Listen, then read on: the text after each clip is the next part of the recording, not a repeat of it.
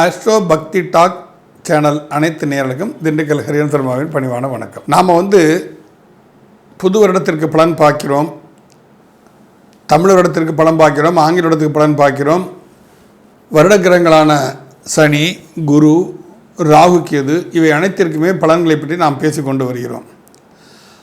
ஆனால் பொதுவான ஒரு வழக்காடல் ஒன்று, தை பிறந்தால் வழி பிறக்கும். ஆனால் அந்த தை பிறந்தால் யார் யாருக்கு வழி பிறக்கும், இதை பற்றி நம்ம இது வரைக்கும் அதிகமாக பேசினதே இல்லை. அதனால் இந்த தடவை அதை பற்றி உத்தராயண புண்ணிய காலத்தினால் கிரக நிலையின் காரணத்தினால் ஏற்படக்கூடிய விளைவுகளை பற்றி நாம் இங்கு பேசலாம் என்று தான் இருக்கிறோம். இந்த தை மாதம் விருச்சிக ராசியிலும் கடக லக்னத்திலும் பிறக்கிறது. லக்ன ஏரி நட்சத்திரம், சந்திரன் ஏரி நட்சத்திரம் இரண்டுமே சனியின் நட்சத்திரமாக இருப்பதுங்கிறது ஒரு அற்புதமான ஒரு விஷயம் என்று கூட நாம் எடுத்துக்கொள்ளலாம். காரணம் என்னன்னு சொன்னால், சனி பகவான் இந்த வருஷம் பெர்த் யோகியாக இருக்கார். இந்த தை மாதம் பிறக்கு நேரத்தில் கண்டம் நாம யுகம், அதில் சனி பகவான் பெர்த் யோகியாக இருக்கிறார். சந்திரன் அவயோகியாக இருக்கிறார். அந்த சந்திரன் அவயோகியாகி நீசமடைந்திருப்பது பொதுவாக ஒரு நல்ல விஷயம் என்று தான் நாம் எடுத்துக்கொள்ள வேண்டும். இந்த வருடம் தை மாத பிறப்பு என்பது பொதுவாகவே உத்தராயண புண்ணிய காலம் என்பது மிகவும் மகத்துவமிக்க காலம்.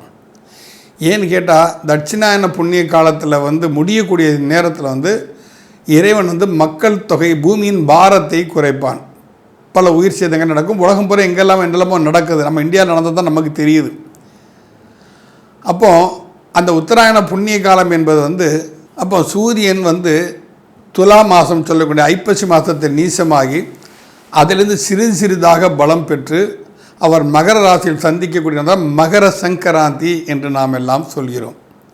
அந்த மகர சங்கராந்தி என்பது உத்தராயண புண்ணிய காலத்தின் ஆரம்பம். உத்தராயண புண்ணிய காலத்தில் தான் பல மேன்மையான தன்மைகள் எல்லாம் நடக்கின்றன. அந்த உத்தராயண புண்ணிய காலத்தில் தான் பீஷ்மர் கூட தன் உயிரை மாய்த்து கொள்வதற்காக காத்து கொண்டிருந்தார். உத்தராயண புண்ணிய காலத்தில் யார் ஒருவருக்கு மரணம் நிகழ்கிறதோ அவர் உண்மையிலே சற்று புண்ணியவான்கள் என்றெல்லாம் கூறப்படுகிறது. அயன தர்ப்பணம் பண்ணும்போதும் அப்படி தான், தட்சிணாயன உத்தராயணம் பிறந்த பிறகு தர்ப்பணம் பண்ணணும்னு சொல்லுவோம். அந்த வகையில் பார்க்கும்போது 15ஆம் தேதி 15/1/2026 அன்றைக்கி காலையில் தர்ப்பணங்கள்லாம் பண்ணணும் எல்லாருமே. இப்படி இந்த உத்தராயண புண்ணிய காலம் பிறக்கக்கூடிய காலகட்டத்தில் சிம்மத்தில் கேது, விருச்சிகத்தில் சந்திரன், தனுசில் புதன், செவ்வாய், மாந்தி, மகரத்தில் சூரியன், சுக்கிரன், கும்பத்தில் ராகு, மீனத்தை சனி, மிதுனத்தில் குரு, இந்த தன்மையில் இந்த உத்தராயண புண்ணிய காலம் பிறக்கிறது. இந்த நிலையில் 12 ராசிகளுக்கும் என்ன நிகழ்வுகள் நடப்பதற்குண்டான சந்தர்ப்பங்கள் இருக்கின்றன என்பதை நாம் வரக்கூடிய பதிவுகளில் பார்ப்போம். மிதுன ராசி அன்பர்களே, இந்த மகர சங்கராந்தி என்று சொல்லுடைய உத்தராயண புண்ணிய கால பிறப்பு என்பது எடுத்துக்கொண்டால், உங்கள் ராசிநாதன் உங்கள் ராசியை பார்ப்பது ஒரு அற்புதமான விஷயம். அது மட்டும் அல்லாமல் உங்கள் ராசிக்கு 11ஆம் அதிபதியும் 6ஆம் அதிபதியாக செவ்வாயும் உங்கள் ராசியை பார்த்தால், ஏற்கனவே ஜென்ம குருவாக குரு பகவான் உங்கள் ராசியில் அமர்ந்திருக்கிறார். குருவும் புதனும் பரிவர்த்தனை, உங்கள் ராசியாதிபதியும் 7ஆம் அதிபதியும் பரிவர்த்தனை அடைந்திருப்பது என்பது ஒரு நல்ல விஷயம்தான். அதன் அப்போ 7ஆம் இடத்தில் மாந்தி அமர்ந்திருப்பது சற்று பின்னடைவை தரும்.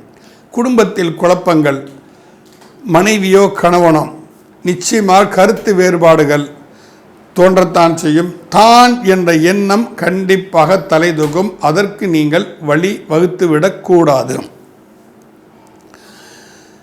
ஏன்னு கேட்டால், உங்கள் 7ஆம் இடத்தை இந்த சனி பகவானும் பார்க்குறாரு. அஷ்டமாதிபதியும் பாக்கியாதிபதியுமாக சனி பகவானும் பார்க்குறாரு, ராகு பகவானும் பார்க்குறாரு. அப்போ தேவையற்ற பழக்க வழக்கங்கள் உங்களுக்கு ஏற்படக்கூடும்.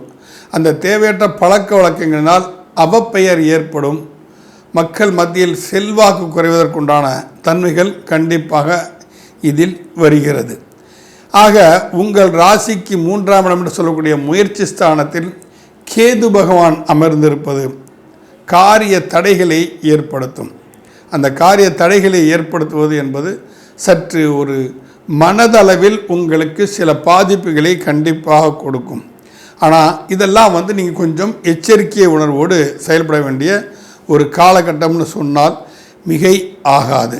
இப்போ செவ்வாய் பகவான் உங்கள் ராசியை மட்டும் பார்க்காமல் உங்களுடைய 10ஆம் இடத்தையும் செவ்வாய் பகவான் பார்க்கிறார், குடும்பஸ்தானத்தையும் செவ்வாய் பகவான் பார்க்கிறார். அப்போ செவ்வாய் பகவான் 10ஆம் இடத்தை பார்ப்பார் என்று சொல்லப்போனால் அரசு சம்பந்தப்பட்ட உத்தியோகத்திற்காக முயற்சி செய்து கொண்டிருப்பவர்கள், டிஎன்பிஎஸ்சி எக்ஸாம் எழுதுறவர்களாம் தைரியமாக எம்பெருமான் முருகனை வழிபட்டு விட்டு இந்த எக்ஸாம் நீங்கள் வந்து எழுதலாம். அரசு சம்பந்தப்பட்ட வேலைகள் கிடைப்பதற்குண்டான வாய்ப்புகள் மிதுன ராசிக்கு சற்று அதிகமாகத்தான் இருக்கிறது.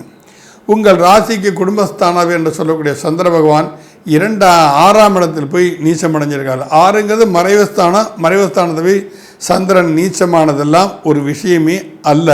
அதை பற்றியெல்லாம் நீங்கள் கவலைப்பட வேண்டாம்.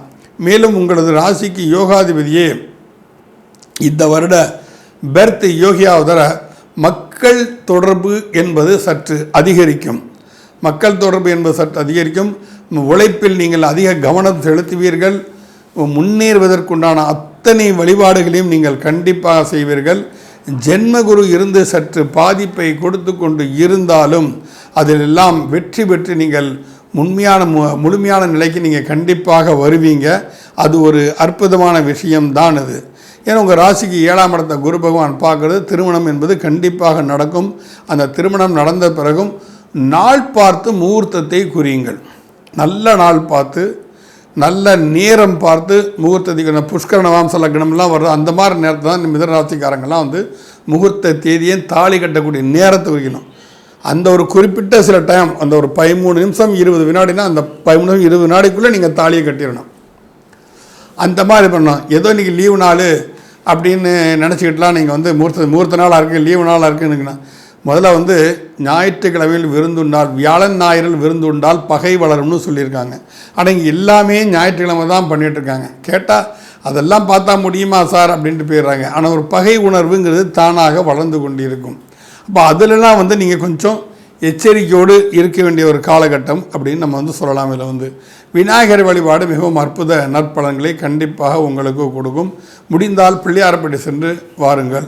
கேதுவுக்கு மிகப்பெரிய பிரீதி அந்த விநாயகர் தான், அதில் எந்தவித மாற்று கருத்தும் இல்லை. மேலும் உங்கள் லக்னத்திற்கு பஞ்சமாதிபதி என்று சொல்லக்கூடிய சுக்கிரன் 8ஆம் இடத்தில் போய் மறைந்திருக்கிறார்.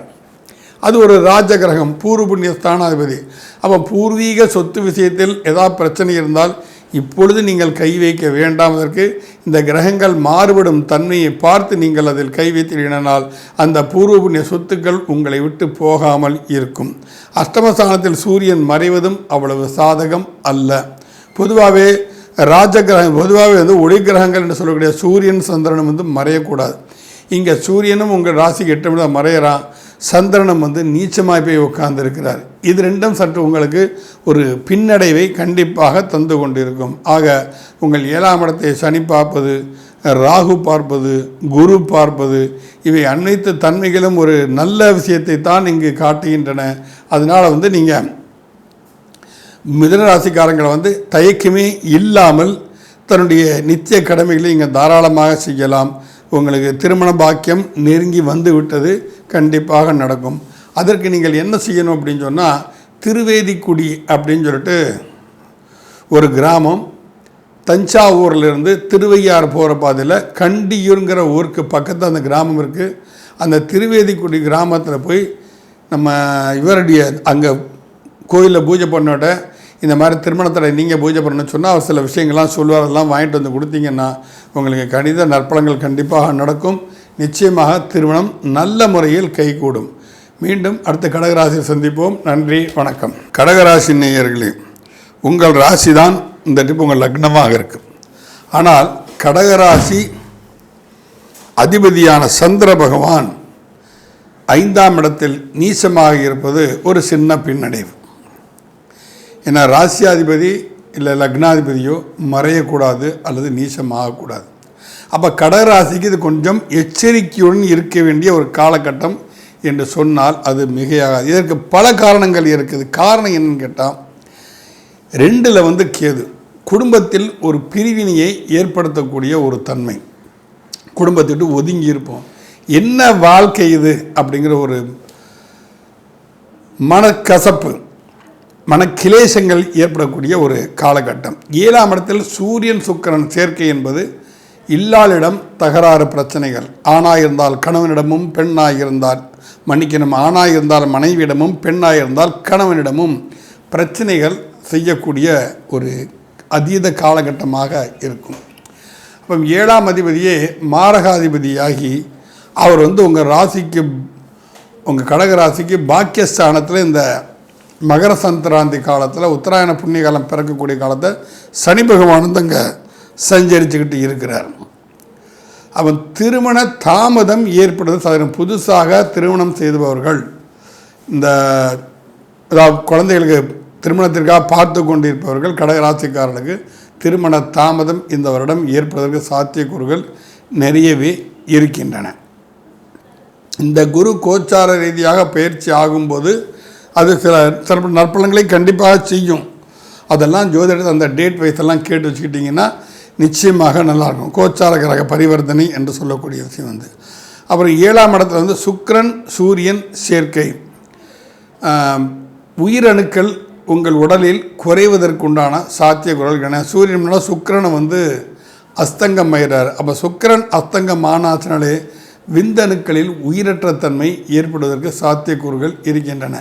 7ஆம் இடம், இதனால் ஒரு அதிருப்தி, ஒரு முழுமையான சுகத்தை அடைய முடியாத தன்மை, இது எல்லாமே வருவது சாத்தியக்கூறுகள் இருக்கின்றன. அப்போ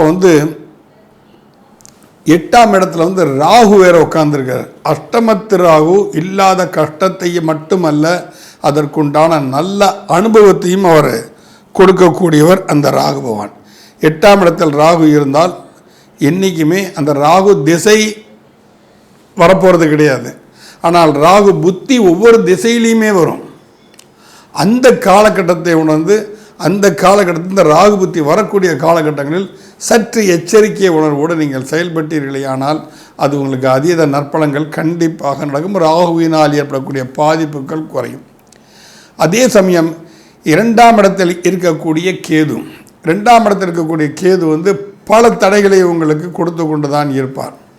பல தடைகள் உங்களுக்கு வரும். நினச்ச காரியம் நினச்சபடி நடக்காது. குடும்பத்தை யாரும் ஒத்துமையாக இருக்க மாட்டாங்க. சிரித்து பேசி சந்தோஷப்பட்டு எத்தனை நாள் ஆச்சுன்னு சொல்லி நினைக்க வேண்டிய ஒரு காலத்துக்கெல்லாம் உங்களை அது தள்ளி விட்டுரும். அப்புறம் அது மாதிரி விநாயகர் வழிபாடு நீங்கள் டீப்பாக கண்டிப்பாக பண்ண வேண்டும். அது செய்தீர்களானால் நன்றாக இருக்கும். மேலும் குரு பகவான் உங்கள் பாக்கியாதிபதியும் 6ஆம் அதிபதியும் பாக்கியாதிபதி தான். குரு பகவான் உங்கள் ராசிக்கு 12ஆம் இடத்தில் அமர்ந்திருக்கிறார். அந்த 12ஆம் அதிபதியோடு பரிவர்த்தனை பெற்று இருப்பது நல்ல விஷயம். கொஞ்சம் காசு வந்தாலும் அது ஒரு அசட்டாக வாங்கி போடுங்க. தங்கம் வாங்க முடியல, வெள்ளியாவது வாங்கி வைங்க. வெள்ளியெல்லாம் போய் யார் வாங்கி வைப்பா அப்படின்லாம் நினைக்காதீங்க. வெள்ளியும் வாங்கி வைங்க. வெள்ளியும் ரேட்டும் கிடுகிடுன்னு தங்கம் ஏறுற மாதிரி ஏறிட்டு தானே இருக்குது. உடல்நிலையில் சற்று எச்சரிக்கை தேவை. ஹீமோக்ளோபின் ப்ராப்ளம் இருப்பதற்குண்டான சாத்தியக்கூறுகள் நிறைய இருக்கின்றன. அதே சமயத்தில் இரத்த தானம் கண்டிப்பாக நீங்கள் செய்ய வேண்டும். இரத்த தானம் செய்தீர்களானாலே இந்த கடகராசிக்கு அற்புத பலன்கள் கிடைக்கும். ஏன்னா கடகராசிக்கு சந்திரன் மனோக்காரகன், மனோ ஓட்டத்திற்கு ஏற்ப அவன் பயணிக்கக்கூடியவன். அவன் நீச்சமாக இருப்பது உடல்நிலையில் கண்டிப்பாக உங்களுக்கு அக்கறை தேவை. அதே சமயத்தில் செவ்வாய் புதன் 6ஆம் இடத்தில் இருப்பது நரம்பு சம்பந்தப்பட்ட பிரச்சனைகள் வருவதற்கு சாத்தியக்கூறுகள் அதிகம். தலைவலி, மைக்ரோன் ட்ரபிள் மாதிரி இது வரைக்கும் ட்ரீட்மெண்ட்டே இல்லாத மைக்ரோன் ட்ரபிள் தலைவலியெல்லாம் சொல்லுவாங்க. அந்த மாதிரி தலைவலி நோயெல்லாம் வருவதற்குண்டான காரகத்துவம் நிறைய இருக்குது. அதனால் உணர்ச்சி வசப்படாமல் இருப்பது சால சிறந்தது. அதிகமாக உணர்ச்சி வசப்படக்கூடாது. ரொம்ப உணர்ச்சிப்பட்டா நரம்பு இழுத்துக்கும். சில பேர் பார்க்கணும்னு இழுப்பாங்க. அந்த மாதிரிலாம் செய்யக்கூடாது. அதே மாதிரி சீரியல் பார்க்கறதாட்ட எதாக இருந்தாலும் சரி கொஞ்சம் கண்ட்ரோலில் இருந்தீங்கன்னா நன்றாக இருக்கும். உங்கள் ராசிக்கு 5ஆம் இடத்திற்கு அதிபதியாக சுக்கிரன் 7ஆம் இடத்தில் இருப்பினால் குழந்தைகள் சொல் பேச்சை கண்டிப்பாக கேட்பாங்க. ஏன்னா சுக்கிரனுக்கு மகரம் நட்பு வீடு. அப்போ கண்டிப்பாக உங்கள் குழந்தைகள் உங்கள் பேச்சை கேட்பார்கள். பெரியவர்களுக்கு மதித்து பழக வேண்டும் என்ற தன்மை சிறு குழந்தையிலேருந்தே அவருக்கு நீங்கள் ஊட்டி வளர்த்து கொண்டு வந்தீர்களேயானால் அதுவும் உங்களுக்கு அதீத நற்பலன்களை கண்டிப்பாக கொடுக்கும். குரு பகவான் உங்கள் சுகஸ்தானத்தை பார்ப்பது, குரு பகவான் உங்கள் சுகஸ்தானத்தை பார்ப்பது தாயின் உடல்நிலையில் ஆரோக்கியம் மேம்படையும்.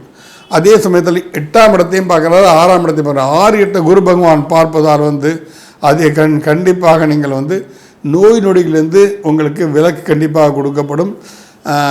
எதிரிகள் தொல்லைகள் விலகும் உங்களுக்கு. அப்புறம் 8ஆம் இடத்தை குரு பார்ப்பதால், உங்கள் ராசிக்கு 8ஆம் இடத்தை குரு பார்ப்பதால் ராகுவினால் ஏற்படக்கூடிய பாதிப்புகளும் குறையும். இவை அனைத்திலிருந்தும் நீங்கள் மேன்மையடைந்து இன்னும் சீரும் சிறப்போடு வாழ வேண்டும் என்று சொல்லி போனால் நீங்கள் செவ்வாய்க்கிழமை துர்க்கை வழிபாடு கண்டிப்பாக பண்ணுங்கள். 3 நாளில் ராகு காலத்து துர்க்கை வழிபாடு கண்டிப்பாக பண்ணுங்கள். அபிராமி அந்தாதி தமிழில் தான் இருக்கிறது, அதை நீங்கள் படிக்கலாம். 2ஆம் இடத்தில் கேது பகவானின் தன்மை குறைவதற்கு ஔவையார் எழுதிய விநாயகர் அகவல் என்ற நூல், சீதக்களபதி சிந்தாமணி போல் பாதச்சிலம்புடி வன்னிசை பாட என்று இருக்கும். அந்த தமிழ் செய்யுளைத்தான் நீங்கள் மனதார படித்து வாருங்கள். இன்னும் ஏற்படக்கூடிய அனைத்து விலைகளிலும் இந்த துர்க்கையும் சரி, விநாயகர் பெருமானும் சரி உங்களை காத்து நல்வழிப்படுத்துவார். மீண்டும் சிம்ம ராசியில் சந்திப்போம். நன்றி, வணக்கம்.